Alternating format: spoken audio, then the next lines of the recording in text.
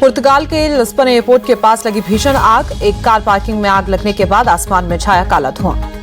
तुर्की में इज़मिर के जंगलों में लगी आग हुई बेकाबू। हेलीकॉप्टर की मदद से आग बुझाने की कोशिश जारी। गर्म और तेज हवा की वजह से तेजी से फैल रही है आग। कई रिहायशी इलाकों के आग की चपेट में आने का खतरा बढ़ा।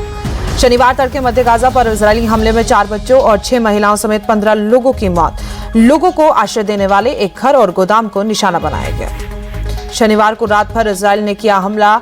नबाती प्रांत में 9 लोग मारे गए। लेबनान के स्वास्थ्य मंत्रालय ने जानकारी दी। सुरक्षा परिषद के अध्यक्ष टिमोथी मूसा काबा ने गाजा में युद्ध रोकने की बात कही। बोले, अगर नहीं रोका गया तो नरसंहार नैतिकता पर एक दाग छोड़कर जाएगा। संयुक्त राष्ट्र स्वास्थ्य एजेंसी ने की 7 दिनों के लिए गाजा में युद्ध विराम की अपील। कहा 6,40,000 फिलिस्तीनी बच्चों को पोलियो का टीकाकरण करना है। हमास और इजरायल के बीच चल रहे युद्ध पर बोले अमेरिकी राष्ट्रपति जो बाइडेन, संघर्ष विराम वार्ता अभी भी चल रही है। पिछले कुछ महीनों की तुलना में अभी हम आशावादी हैं।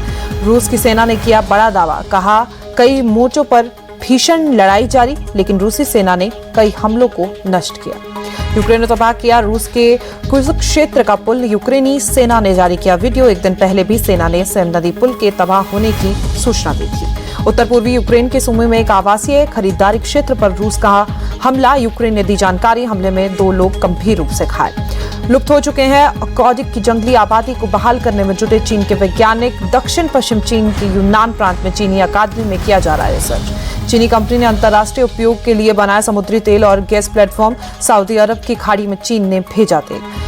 दक्षिण पश्चिम चीन में 200 से ज्यादा रिटायर्ड डॉक्टर्स कर रहे हैं खेती। पिछले 27 सालों से कमिलिया की खेती कर रहे हैं डॉक्टर्स।